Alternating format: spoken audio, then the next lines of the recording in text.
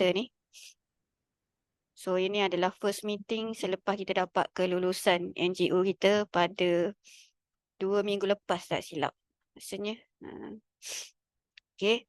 So untuk hari ni kita akan bincangkan tentang apa matlamat penubuhan. Mungkin kita kena tahulah.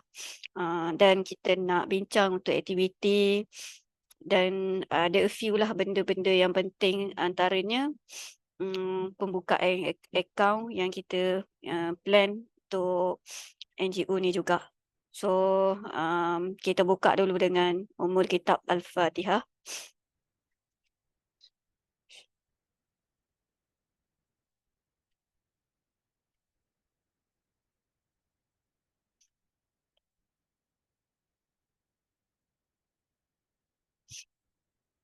Okay, Alhamdulillah. Rasanya Cikgu serah pada Sifulah dulu untuk sampaikan apa yang kata penasihat kita lah sampaikan. Okay, silakan. Okay, bismillahirrahmanirrahim. Assalamualaikum warahmatullahi taala wabarakatuh. Alhamdulillahirabbil alamin wassalatu wassalamu ala asyrafil anbiya'i wal mursalin wa ala alihi wa ashabihi ajmain. Allahumma shalli ala Muhammad wa ala ali Muhammad la hawla wa la quwwata illa billahil aliyyil azim. Okay, so before saya start, saya nak tanya dulu. Kami kan selalu share info-info pasal jemaah Indonesia apa semua tu kan.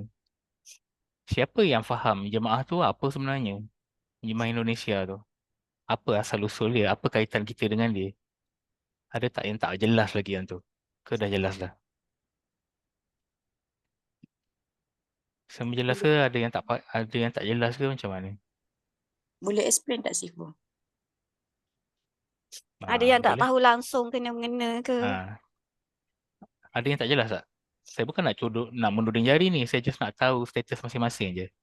Saya nak tahu detail. Nak tahu detail. Salwa seorang je nak tahu detail. Yang lain semua dah tahu Nak tahu juga. Nak tahu juga. Okay, cerita dia gini. Bagi siapa-siapa yang membaca buku Datuk yang bertajuk Petunjuk Jalan Kekayaan. Ada siapa-siapa pernah baca tak buku Petunjuk Jalan Kekayaan? Okey, kalau belum baca, saya kena explain sikit.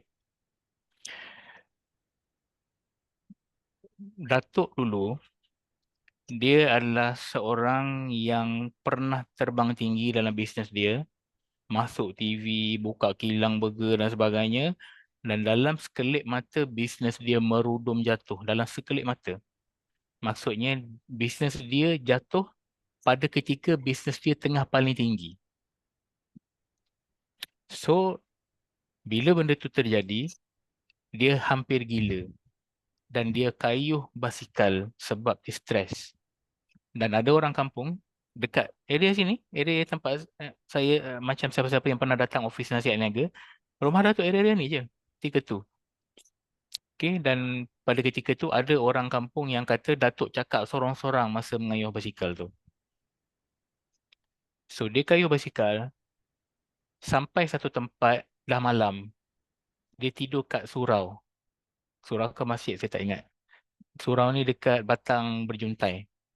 Area tu. Okay. So dia masuk ikut Felda, Gedangsa belakang tu apa semua tu. Okay. Kami pernah lalu Felda Gedangsa belakang tu? Tak pernah. Okay. So bila dia tidur di surau tu, dia bermimpi malam tu. Dia bermimpi dia jumpa seorang kiai dari Indonesia yang dapat tolong dia. Dan dia mimpi benda tu real. Macam sangat-sangat real. Okay, so bila dia bangun dari tidur, bila dia bangun hari tidur esoknya tu, lepas selesai subuh, sembahyang subuh, ada orang yang dalam masjid tu, dia macam tengok Datuk macam keadaan dia terpinga-pinga apa semua kan, macam ada masalah. So dia tanyalah, ni dari mana? Saya dari Kampung Gesir. Kampung Gesir? Jauhnya, awak naik basikal je? Ya, naik basikal je. Nak balik macam mana? Tak tahu. Nanti saya cari jalan macam mana. So orang tu tawarkan nak hantarlah dengan van nanti. Tapi sebelum dia hantar dengan van tu, dia ajak datang ke rumah. Sampai rumah orang tu, dia tengok ada gambar dekat rumah orang tu, gambar adik-beradik dia. Salah seorang adik-beradik dia tu adalah sama sebiji muka yang kiai yang dia mimpi semalam. Datuk terkejut lah. Ni macam orang yang aku mimpi semalam. Terus Datuk tanya, nak tanya, ni siapa ni? Kebetulan pula, kiai tu adalah abang kepada orang yang adik-beradik lah. Adik-beradik kepada yang tawarkan duduk rumah tu. So, Datuk memang ambil benda ni sebagai satu alamat. Jadi dengan Datuk duit tak ada, Datuk pecahkan tabung dia untuk beli tiket MAS untuk ke Indonesia, ke Bogor. Ke Bogor tempat saya pernah pergi. So dia pergi sebab dia nak jumpa kiai ni. Sebab dalam mimpi dia, kiai ni memang kiai seorang yang kiai yang kaya, kaya raya dan alim tapi boleh tolong. So dia pergi. Sampai dia Bogor tu, dia terkejut tengok keadaan kiai tu. Sebab kebetulan pada ketika tu sedang berlaku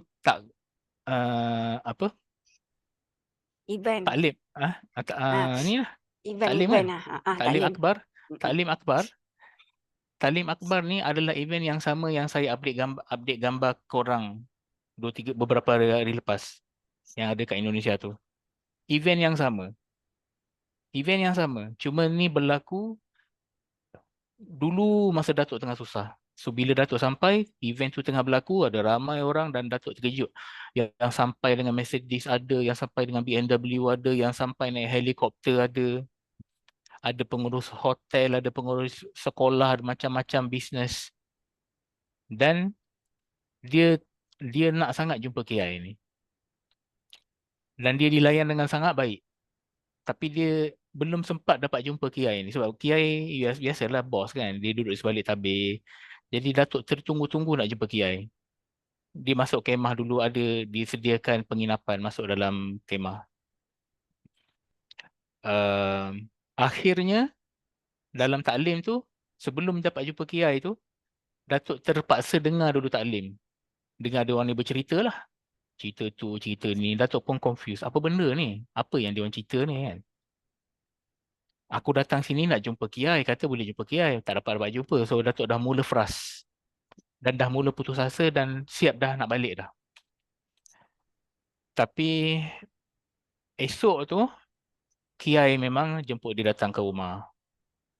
So kiai taklah jemput datang ke rumah dan Datuk cerita situasi dia. So kat situlah kiai ni cerita apa masalah bisnes Datuk. So kiai bagi bantuan. Kira bisnes coaching lah pada Datuk. Faham tak?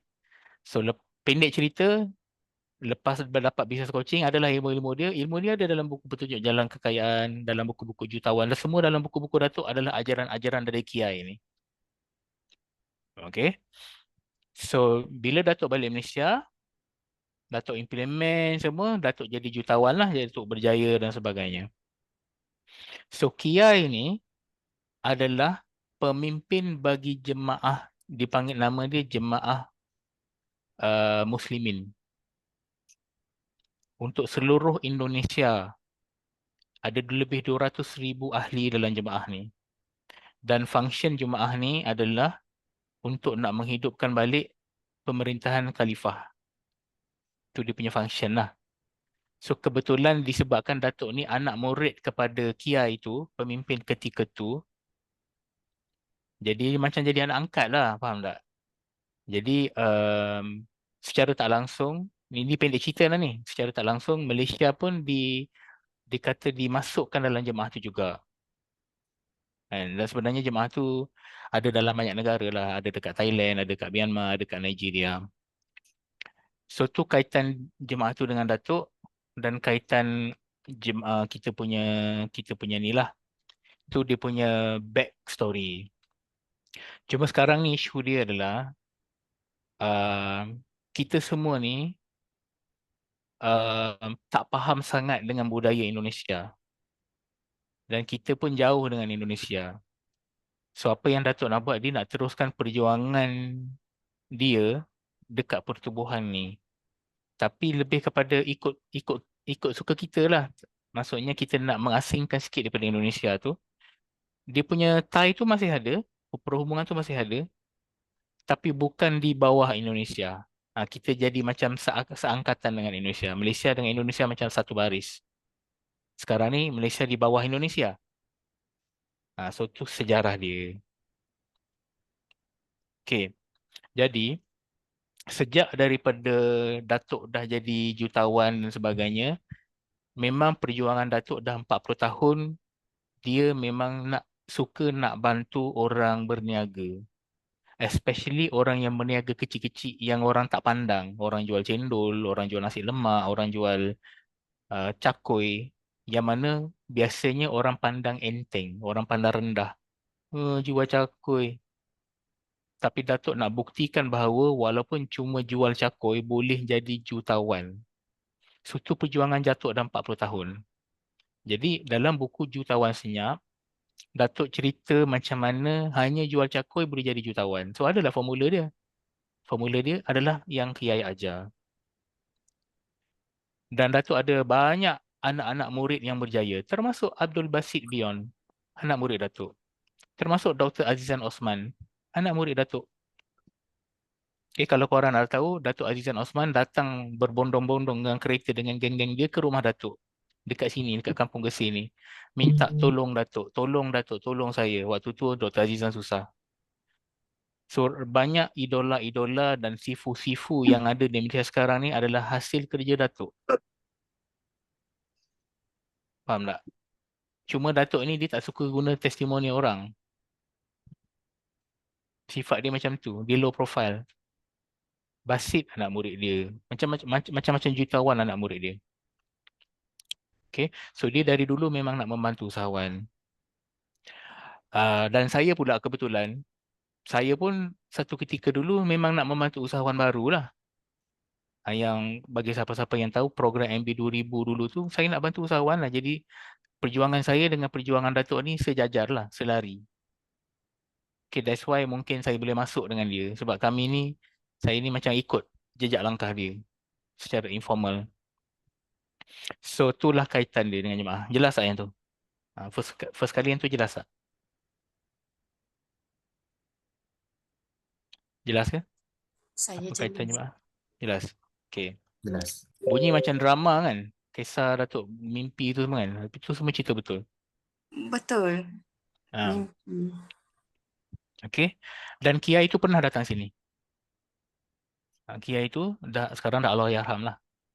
Pernah datang sini. So, Kiai adalah pemimpin kedua untuk jemaah Islam. Sekarang ni, nama dia Imam Yahshallah. Dia adalah pemimpin yang ketiga sekarang ni. Nombor 3. So, Kiai pemimpin nombor 2 dan ada pemimpin nombor 1. Apa maksudnya, uh, apa? Yang menubuhkan jemaah Islam ni adalah yang nombor 1. Dia yang buat semua benda ni. So, Kiai ni masa Datuk jumpa dia, Datuk terkejut sebab Kiai ni hanya kerja dia berzikir je. Berzikir, duduk atas sejadah, berzikir. Tapi kaya raya. Kaya raya. Sampai kan Datuk nak balik Malaysia ketika tu, Datuk tak ada duit. Kiai tu belanjakan tiket kapal terbang. Dah lah belanjakan. Sampai-sampai di Malaysia, Datuk terperasan ada duit. Ada sampul dalam poket dia dan ada duit 3,000 rasa masa tu dalam sampul tu. Dan Kiai siap hantar Datuk sebab dah lambat nak pergi airport. Siap hantar naik helikopter ke naik apa saya tak ingat. Siap Heli. hantar. Naik heli. Naik helikopter balik. Jadi Datuk tak boleh nak brain. Macam mana dia tak buat kerja, duduk berzikir je tapi boleh kaya. So benda ni dah berlaku pada Datuk lah. Benda ni yang akan menyingkap rahsia-rahsia saya dah sebut ni pada BD. Okay. Kekayaan ni dia tak ada kaitan dengan kita ni ada duit ke, tak ada duit, ada pengalaman ke, tak ada pengalaman, tak ada kaitan. Ada masa ke, tak ada masa. Setengah orang banyak masa tapi tak kaya pun. Ada setengah orang masih sikit je kaya. Macam-macam lah. Dia tak ada rule dia. So so hari tu beberapa minggu lepas saya datang ke rumah Datuk, Datuk panggil untuk Datuk nak cerita kita punya core perjuangan dalam hijrah insan. Apa kita punya core perjuangan dalam hijrah insan. Okay, so itu yang saya nak share sekarang. Okay, so hijrah insan ni basically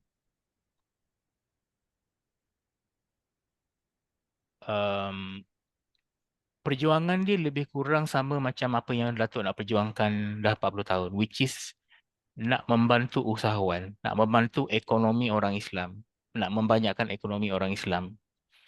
Cuma Datuk ni punya cara dakwah, dia melalui bisnes. Dia punya cara dakwah, dia tak pandai macam nak ittaqullah. Yang tu dia tak pandai.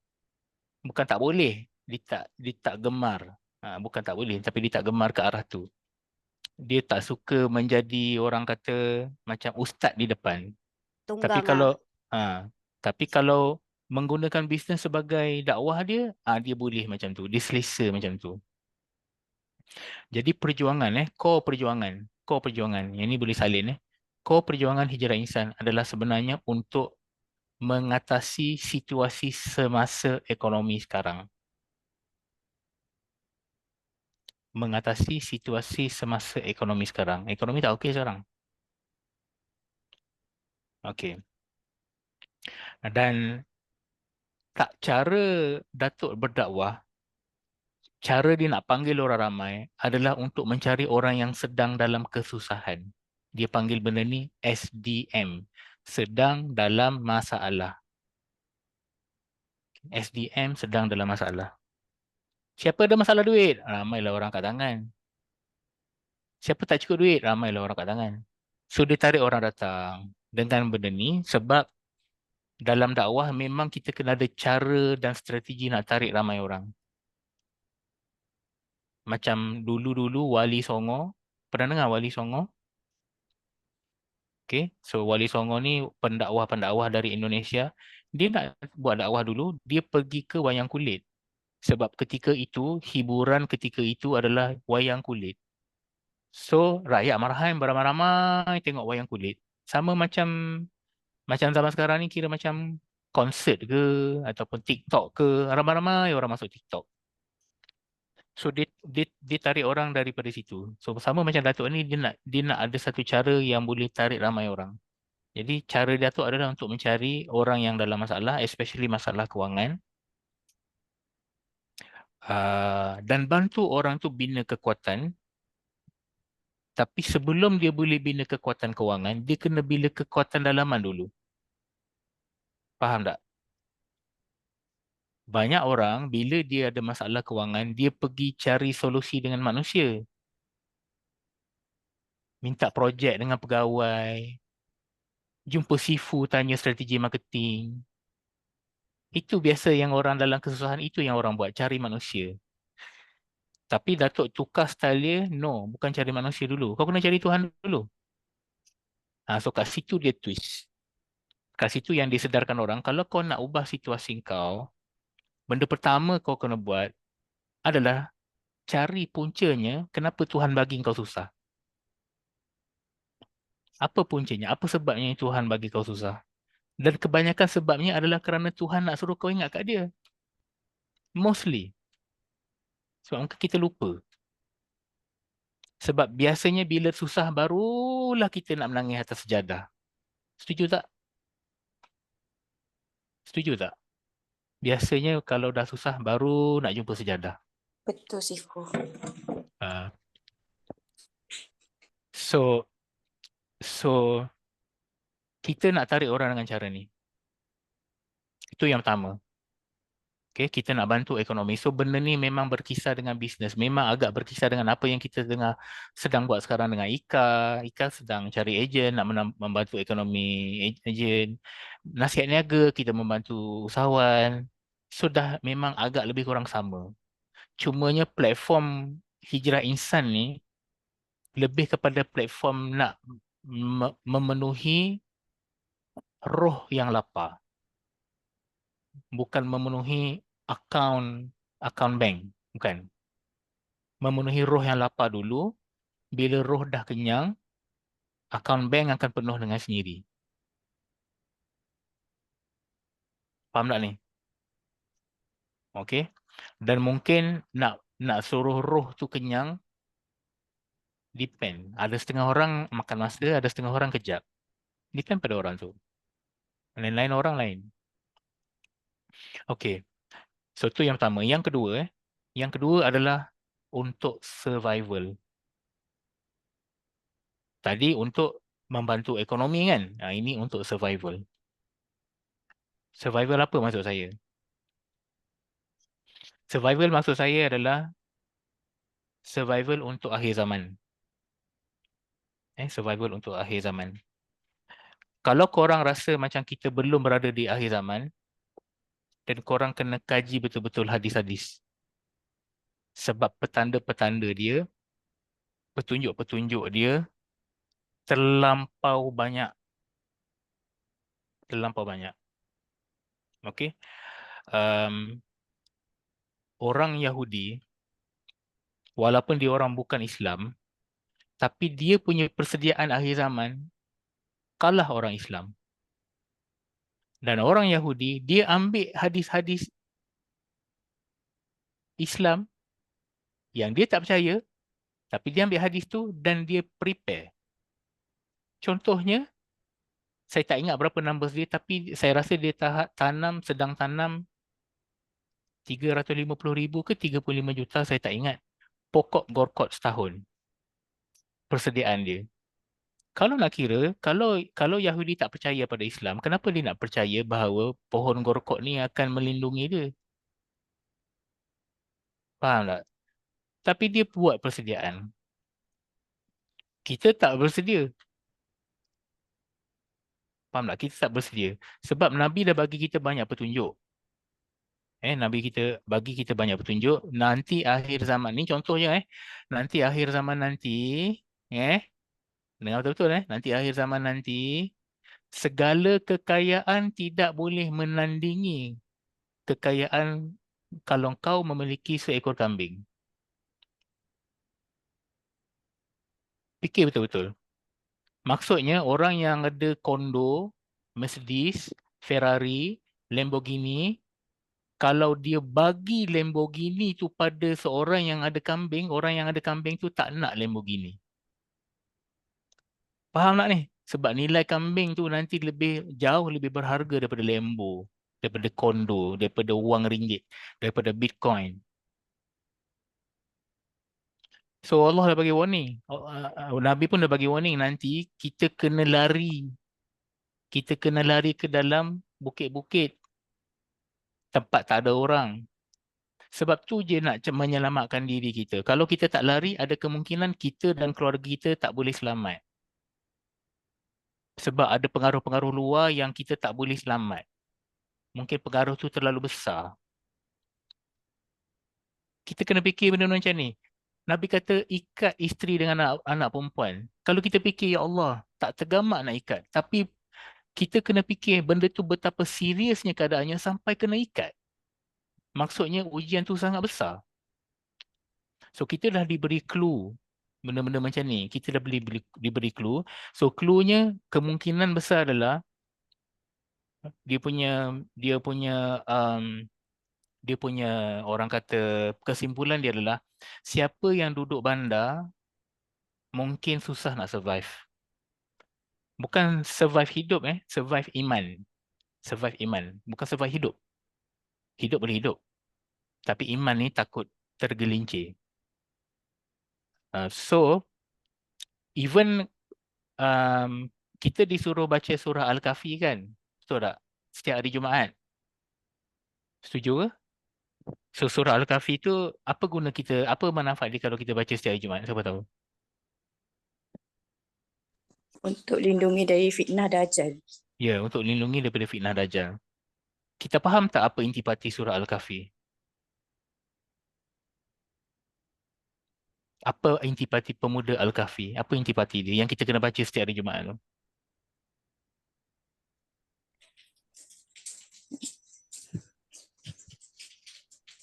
Apa intipati dia? Dia lari ke gua untuk selamatkan agama dia. Ya, dia lari ke gua untuk selamatkan agama dia. Dia lari ke gua. Dan ada pemimpin zalim. Okay, dan dia lari ke gua. So, basically kalau kita nak survive akhir zaman ni mungkin bukan untuk kita, mungkin untuk anak kita, mungkin untuk cucu kita. Okay, kalau kita nak anak dan cucu kita survive, kalau kita sayang dia dan kalau kita tak nak dia tergelincir iman dia orang, kita kena ada persediaan. Dulu waktu banjir di Shah Alam, ingat tak? Berapa tahun lepas? 2 tahun lepas. Shah Alam banjir, tiba-tiba kan. Salah seorang sahabat saya, Datuk Rizal, kedai dia banjir. Seluruh kedai dia banjir. Dan di kawasan dia tu, di Shah Alam tu, baru banjir 2 hari. Orang dah merusuh Maidin. Merompak kedai Maidin. Merompak. Faham tak? Orang Islam yang tahu halal haram tapi disebabkan betul-betul desperate, orang boleh pecah masuk kedai dan ambil barang bukan hak dia. Ni baru banjir 2 hari di Shah Alam. Dulu tahun 2014 banjir besar di Kelantan. Okey. Di kampung saya dulu, orang bawa bantuan makanan beras dengan lori. Okey.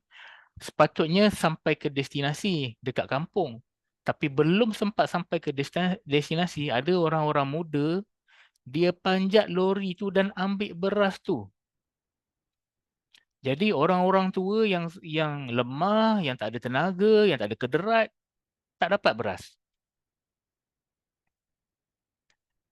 Dan kawan saya, Azman Aziz, siapa yang meeting NN tadi tu, Cik Meh tu, Azman Aziz, dia sendiri pergi tengok dalam rumah-rumah orang.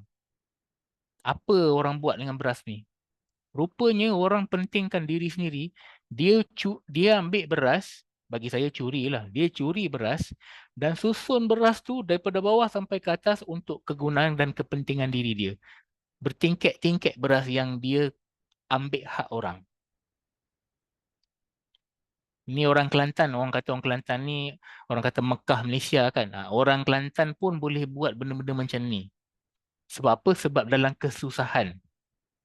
Nak survive. Semata-mata sebab nak survive, iman ni jadi goyang. Ni baru bak makan. Ni baru banjir. Belum lagi kemarau 3 tahun. Yang bakal kita hadapi nanti kemarau 3 tahun langsung tak ada air. Langsung tak ada makanan sampai nak kena berzikir baru kenyang.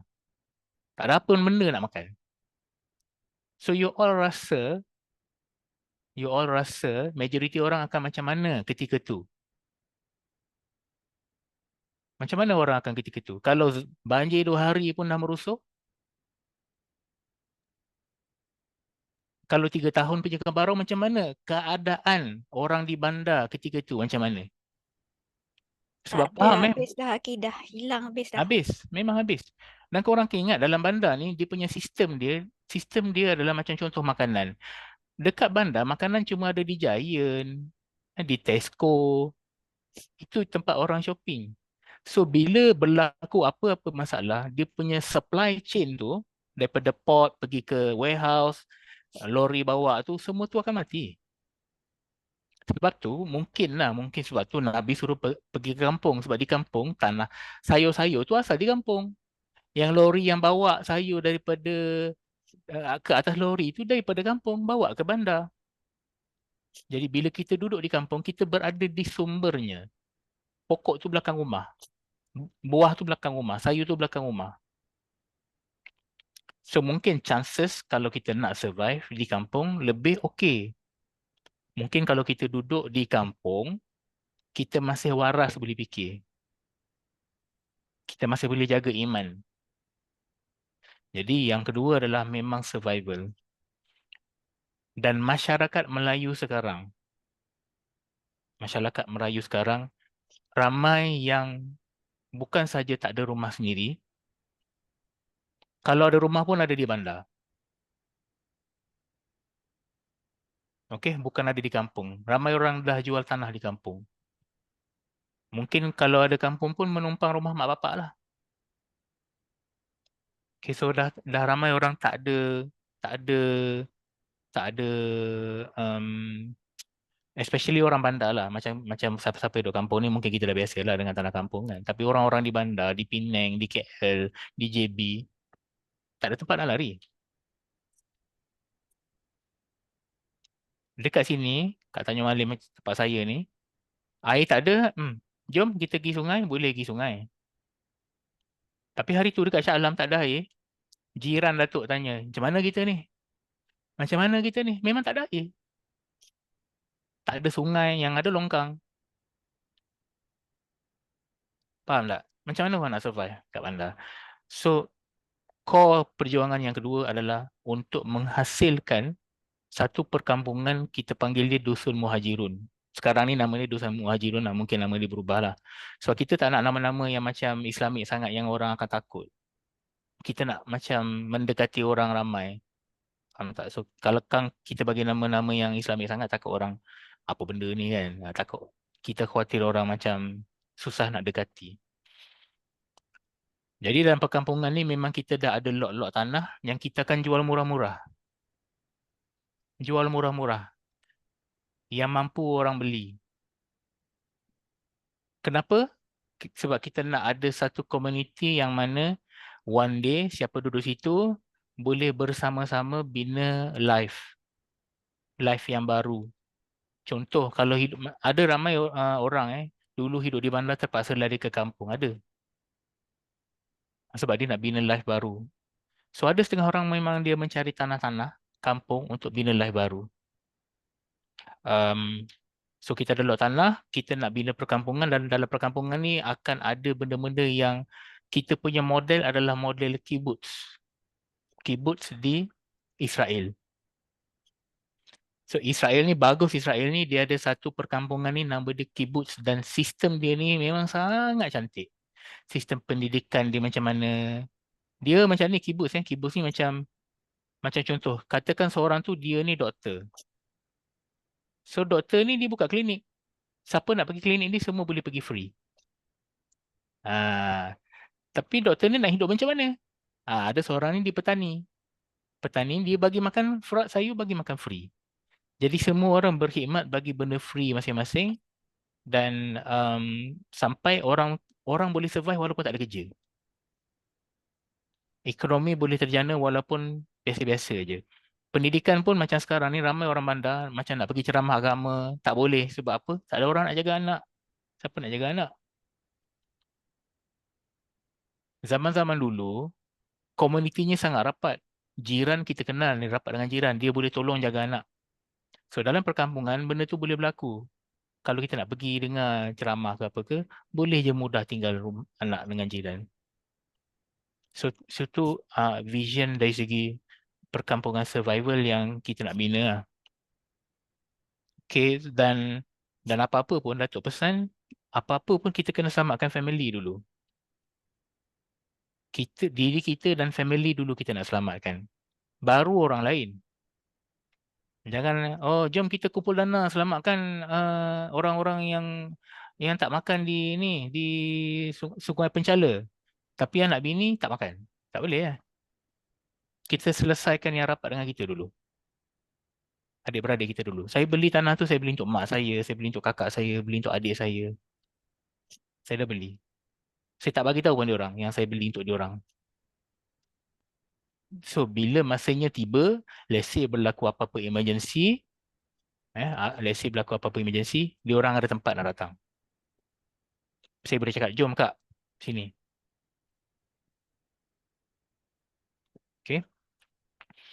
Um,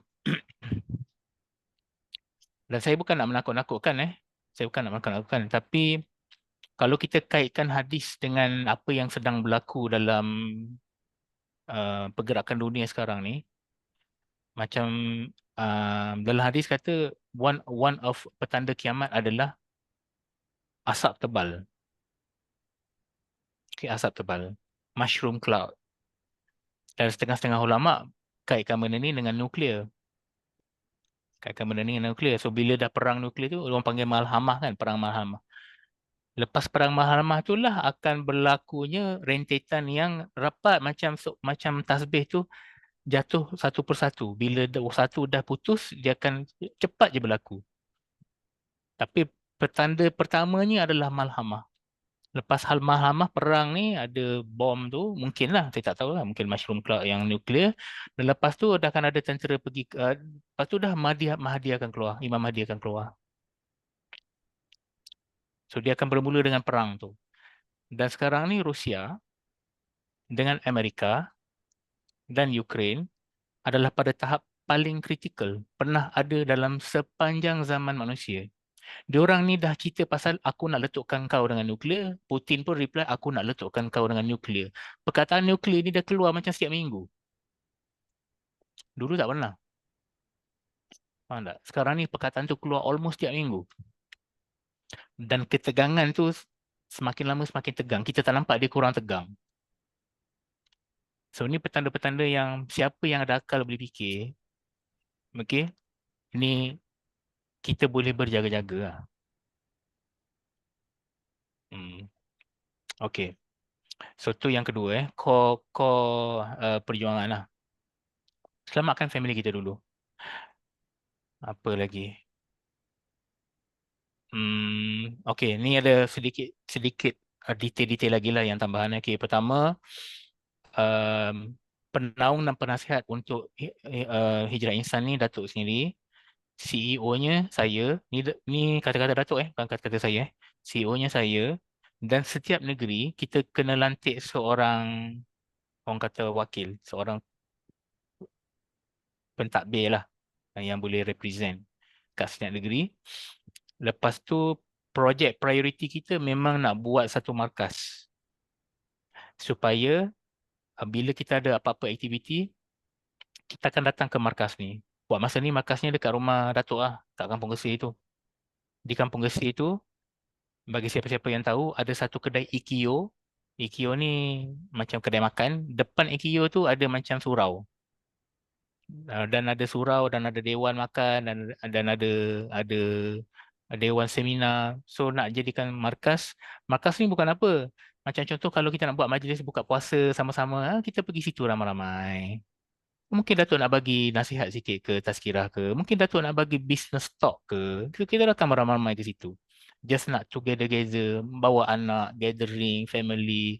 Sambil kita berkenalan, bersukaria. Sambil tu kita mengisi kita punya rohani. Mungkin kadang-kadang kita ada kelas yang membina rohani kita. Kita tak tahu.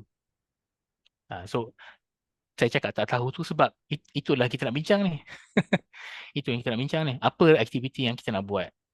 Dan aktiviti ni, kalau boleh, first is apa yang kita nak untuk kita lah. Kita dulu. Apa yang rasa kita nak. Macam contohnya saya rasa saya nak menambahkan ilmu tentang macam saya kurang tahu tentang Allah tu sendiri. Saya tak berapa kenal Allah saya rasa kan. So saya nak belajar Allah tu macam mana. Mungkin boleh buat kelas macam tu. Ataupun mungkin boleh buat kelas basic-basic macam apa cara ambil wuduk yang betul ke. Saya tak tahu. Itu yang kita nak kena bincang. Kita cover yang kita dulu and then kita ajak orang lain siapa yang berminat. Cuma untuk panggil orang ni macam saya cakap tadi, dia punya first step adalah cari orang yang sedang dalam masalah, SDM. Siapa yang sedang dalam masalah dan kita akan tarbiyah dia. So maksudnya untuk dia keluar daripada masalah tu ada benda-benda yang dia perlukan untuk makanan rohani dia. Dan makanan rohani lah silibus-silibus yang Hijrah Insan ni akan bantu beri pada dia, bekalkan pada dia. Dia akan ditarbiyah, dia akan orang kata nak kata brainwash tak lah, tapi macam dibudayakan Okey, kalau kita ni dalam masalah, apa patut kita buat? Siapa patut kita jumpa? Apa amalan yang patut kita implement? Macam mana nak jaga duit? Benda-benda macam tu. Bisa siapa yang okey? Kan benda-benda yang survival yang biasa-biasa. Okay. So, prioritinya kita nak buat markas tu supaya semua orang datang ke sini. Okay. Dan mungkin akan ada majlis buka puasa. Sometimes mungkin ada majlis zikir. Sometimes kan. Sometimes mungkin ada riadah. Mungkin bawa anak-anak kita main memanah. Who knows? Kita tak tahu. Kita yang buat. Kita yang tetapkan. Lepas tu, um, Datuk kata, untuk ahli-ahli yang sudah kita rasa macam ada kualiti, maksudnya dia aktif dan dia memang betul-betul nak berubah, dia bukan main-main dan disuka dengan cara kita, disuka dengan perjuangan kita, dia akan uh, optional perkataan dia bai'ah. Tapi Datuk kata dia tak nak guna perkataan ni. Dia bai'ah dengan Datuk. Maksudnya Datuk akan dapat persetujuan dengan dia sebab apa bila kita runkan organisasi, kita perlukan orang yang committed. So bai'ah ni adalah macam umpama macam kita ikat dia, kau boleh tak komit dengan benda ni? Lebih kurang macam tu kau boleh tak komit untuk kita sama-sama bangunkan benda ni? Itu je.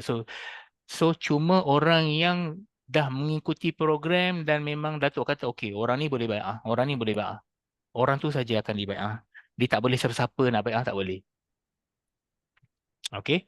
Kemudian Datuk kata dia akan guna pure amal sogeh sebagai modul trust. Okey, macam majoriti korang semua ada ambil kelas amal sogeh kan dengan cikgu. So Datuk kata ilmu amal sogeh ni akan jadi trust. Lepas tu tu je kot. So tanah tu, lot-lot tanah tu nanti kita akan bagi peluang kepada ahli yang dapat tarbiyah saja untuk beli lot tanah yang Datuk nak bagi harga murah, harga pasaran murah daripada pasaran ni. Hanya orang yang ada, orang kata, kefahaman yang sama, mindset yang sama saja nak duduk dalam kampung yang sama. Kita tak nak duduk sekampung dengan orang yang kita tak boleh kepala dengan dia. Macam tu. Okay. So tu sajalah pesanan daripada Datuk yang saya rasa. Maaflah saya ambil masa panjang. Tapi rasanya, so next, apa yang saya rasa kita kena buat, mungkin cikgu boleh ambil alih kot. Apa nak kena pergi sekolah? Okay. Untuk bincang apa apa kita nak rancang aktiviti. Sebab mungkin ada bulan puasa ni kita nak run aktiviti sikit, kelas. Mungkin kita nak mulakan dengan account bank untuk kita kumpul dana. Sebab antara projek permulaan di tanah tersebut adalah kita nak buat surau. Buat surau dulu. Dah ada tapak kat situ, baru rumah-rumah dan baru kebun dan sebagainya. Okay, so benda tu nak bincang. Okay, so saya minta maaf kalau ada benda yang saya tersalah cakap ke apa ke. Harap jelaslah apa yang saya explain ni. Saya serah balik pada cikgu. Assalamualaikum. Waalaikumsalam. Okay, Alhamdulillah sebenarnya yang rumah tu, tanah tu tanah Datuk lah sebenarnya. Datuk pecahkan tanah dia tu untuk perkampungan tu.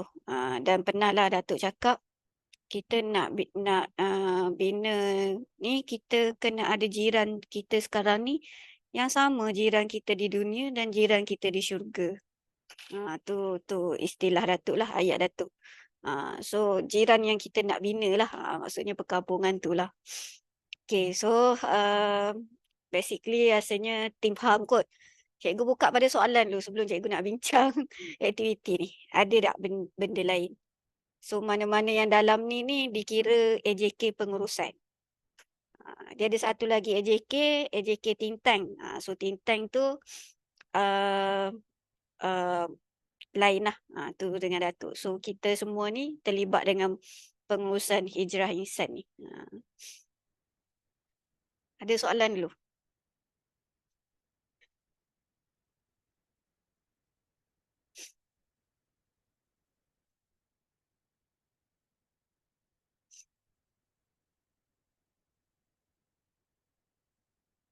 Tak ada.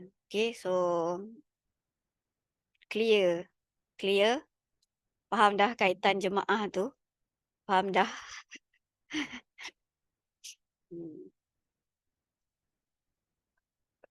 Okay.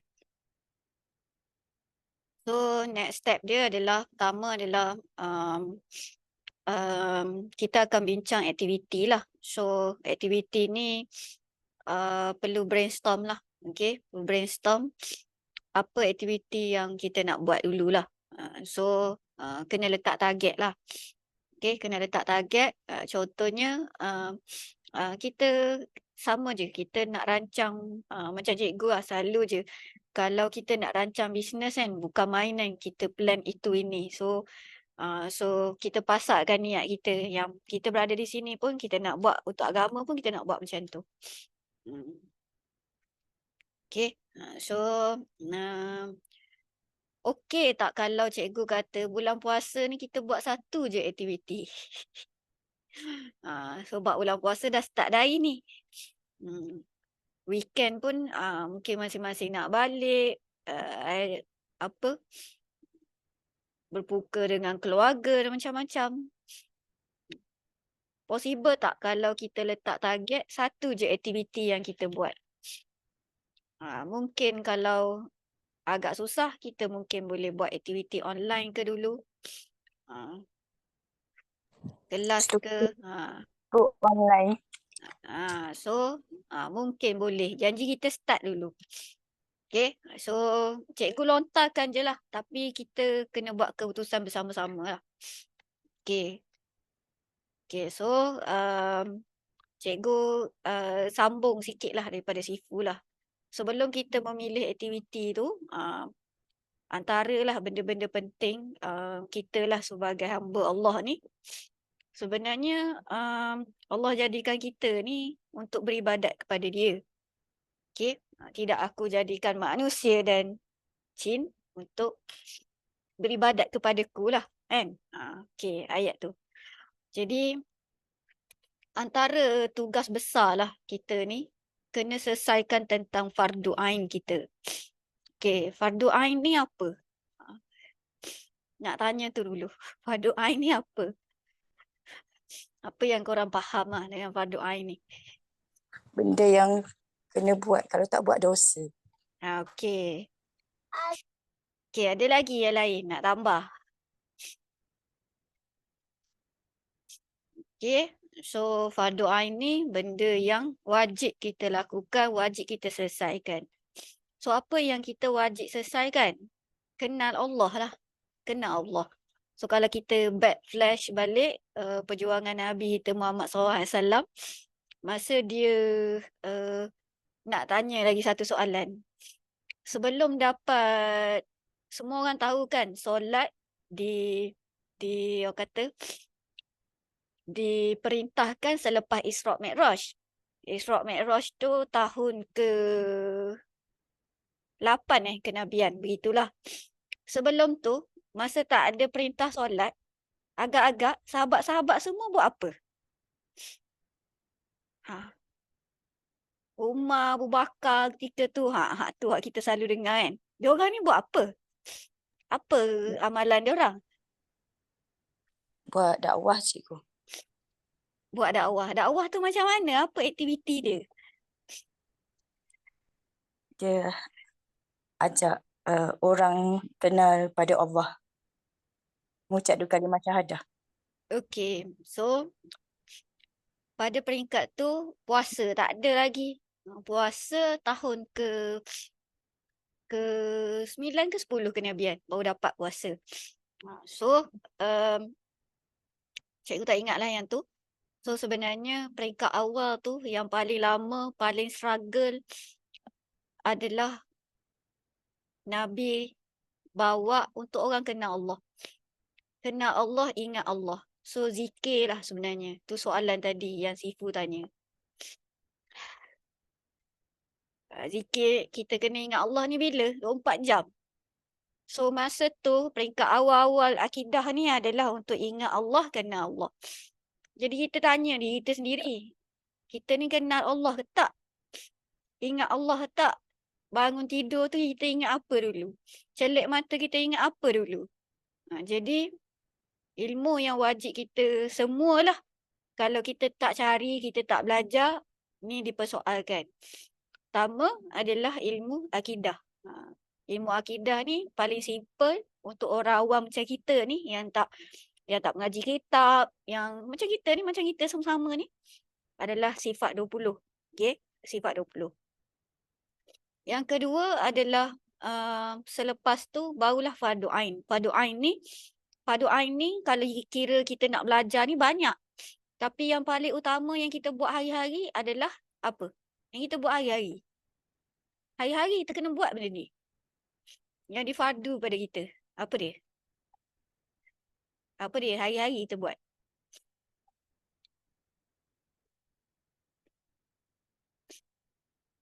Macam ni cikgu? Yang Tak kita tahu. ibadat yang kita buat hari-hari, apa dia?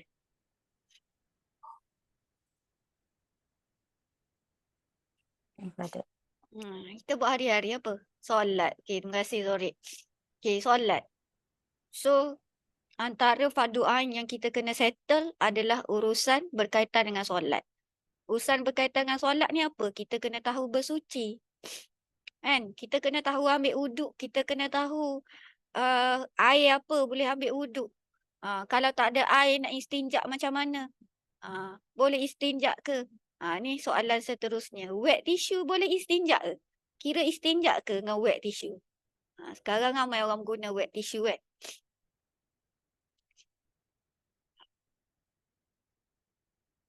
Boleh wet tissue tu. Tak suci. Wet tissue. Lalu. Wet tissue bukan alat istinja. Alat istinja dia mesti kena kering dan kesat. Jadi kadang-kadang kita ni nak mudah. Alah, anak kan. Terutamanya yang mak-mak ya. Bawa wet tissue lah senang. Nak cuci tangan anak. Okey. Kan kadang-kadang kita ingat benda tu. Tapi kita tak sedar benda tu. So benda berkaitan dengan solat ni banyak bersuci. Okey. Lepas tu mandi wajib. Ni benda kena sah lah. Kalau tak sah solat kita pula. Okey, rukun solat. Okey, bacaan dalam solat. So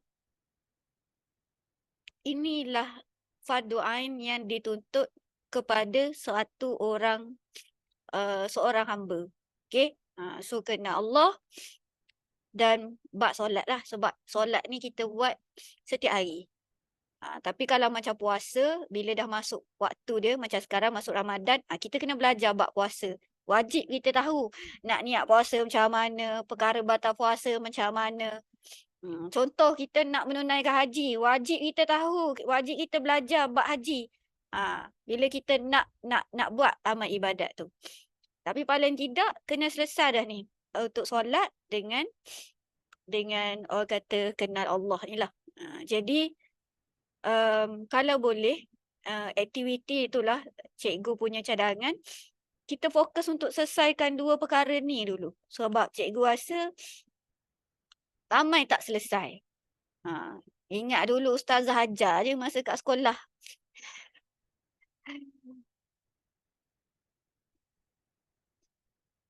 Tu kalau ingat lagi lah. Tu cadangan cikgu lah.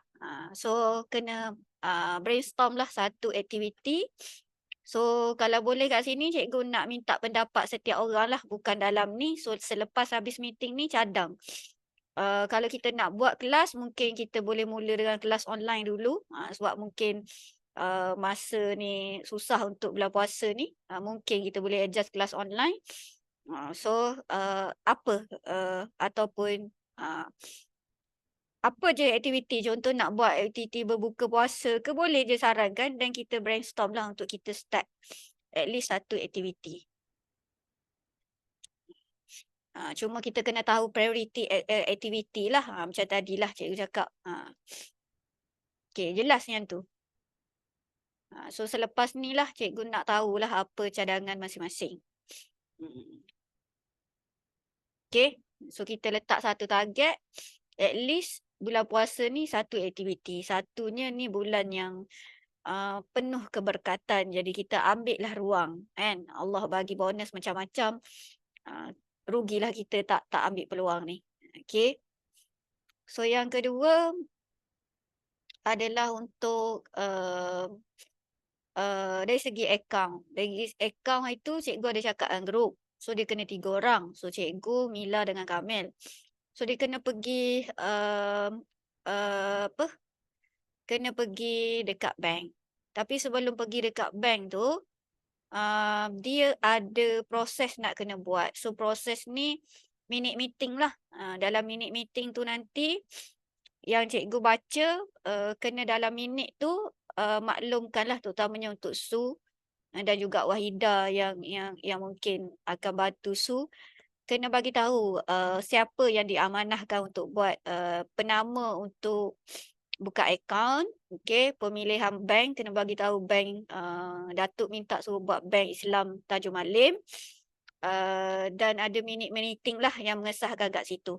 Lepas tu kita 3 orang, Kamil, Mila dan cikgu kena isi borang lah. Ada borang yang kita kena isi dan kita kena jumpa pegawai bank tu serentak. Serentak maksudnya hari yang sama lah. Jadi kalau Kamil ada kat sini ke, Kamil tak ada kat sini ke, so kita kena rancang lah bila kita nak pergi ke bank tu untuk kita buka akaun. Tapi sebelum buka akaun tu, itulah nak kena siapkan minit dan dokumen-dokumen yang diperlukan. So dokumen ni cikgu nak minta tolong SU lah. Okey. Boleh yang tu?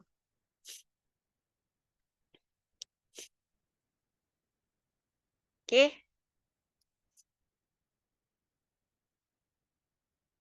Agak-agak kita nak buka ni bila? Minggu ni ke minggu depan?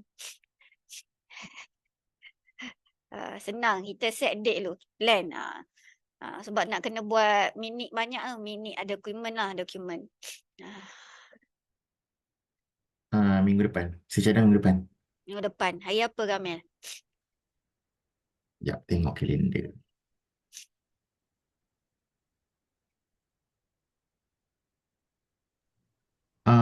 Cikgu rasa lama ke benda tu? Tak lama sebenarnya.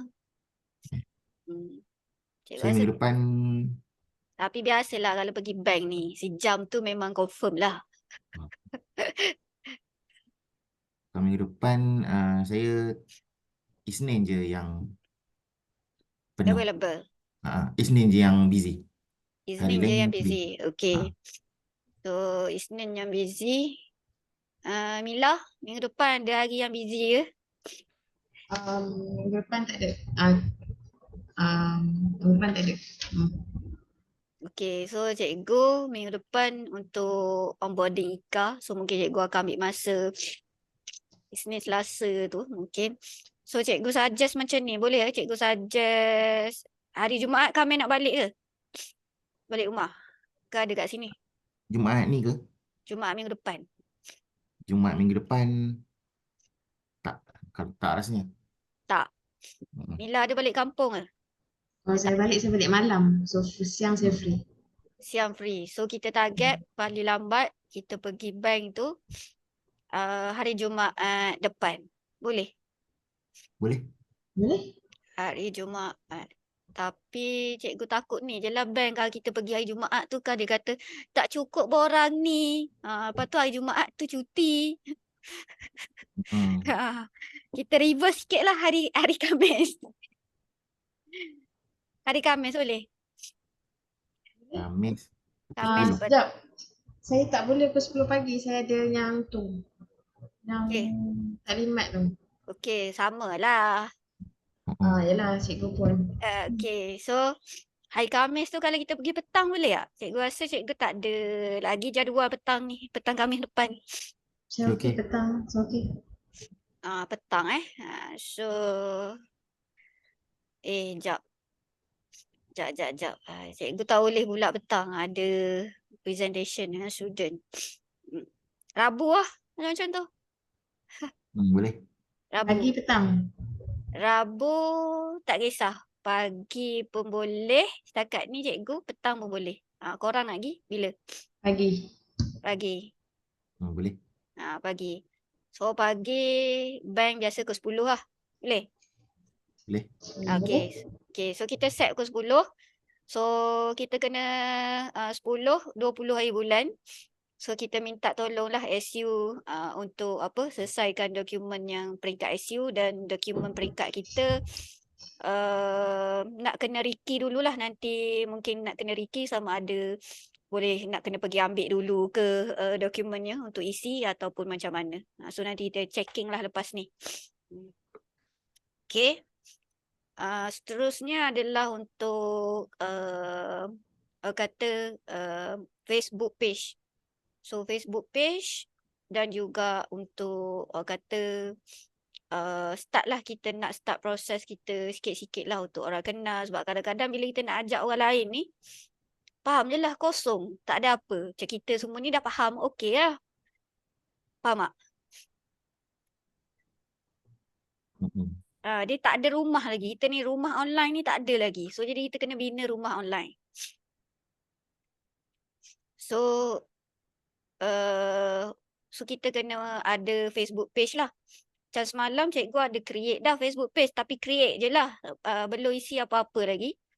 So nanti cikgu invite lah team untuk masuk kat situ. Tapi belum buat apa-apa lagi lah. Okay. So kena ada email satu lagi.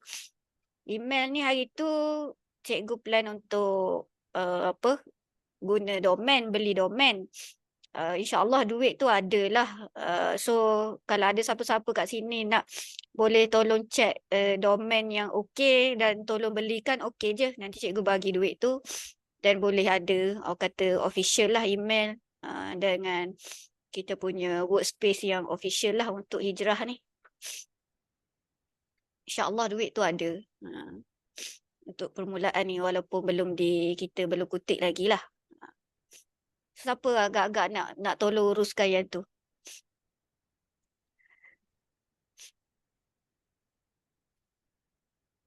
Rasanya kalau bab domain ni Zorik kot. Zorik boleh, Zorik. Tolong check, tolong carilah domain yang harga okey-okey, nanti bagi tahulah. Cikgu minta tolong Zorik belikan. Okay. Okay.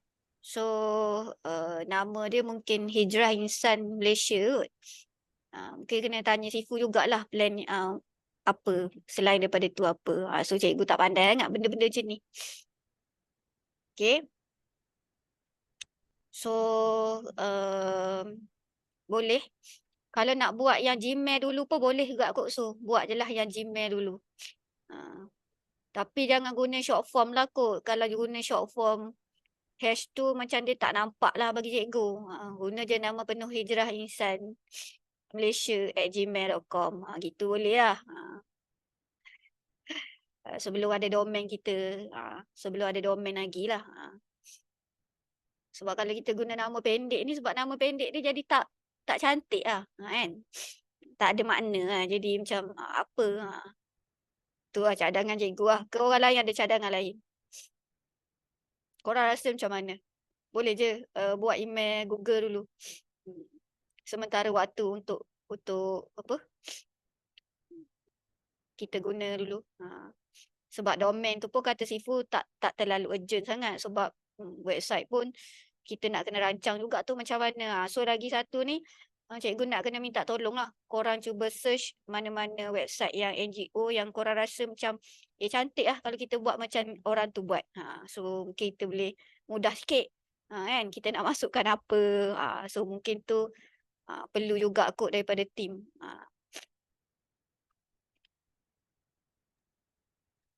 Okay. Boleh ya? Boleh. Jiha ada apa-apa nak tambah ke? Ada lagi benda-benda lain? So cikgu rasa tu je yang terpenting setakat ni.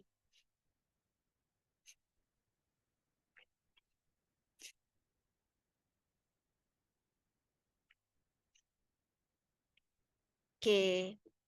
So kalau tak ada apa-apa, cikgu rasa kita habiskan dulu sini. Nanti kita nak tahu next update lah.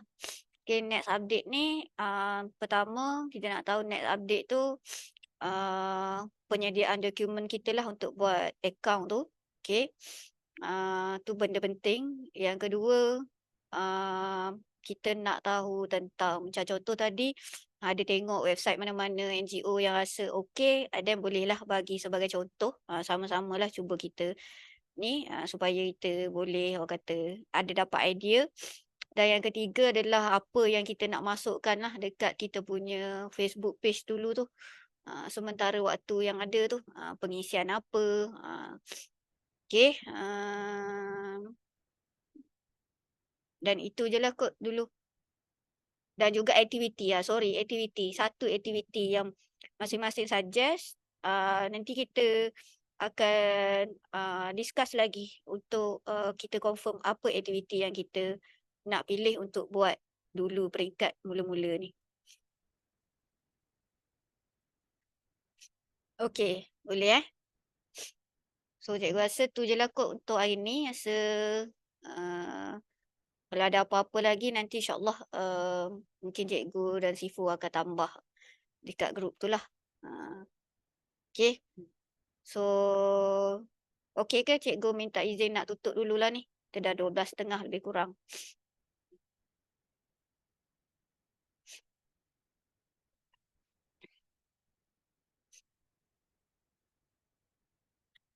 Okay.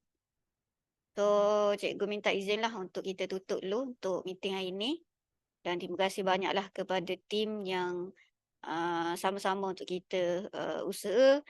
Dan anggapkanlah ni adalah salah satu tempat untuk kita orang kata berbakti lah. Berbakti kepada agama kita.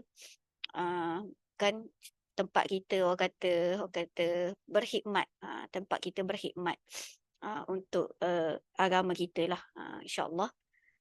Dan semoga setiap masa yang kita korbankan kat sini, apa sahaja yang kita buat dekat sini, insyaAllah Allah sahaja yang boleh membalasnya. Okay, so kita tutup dulu dengan tasbih kifarah dan surah Wal-Asr.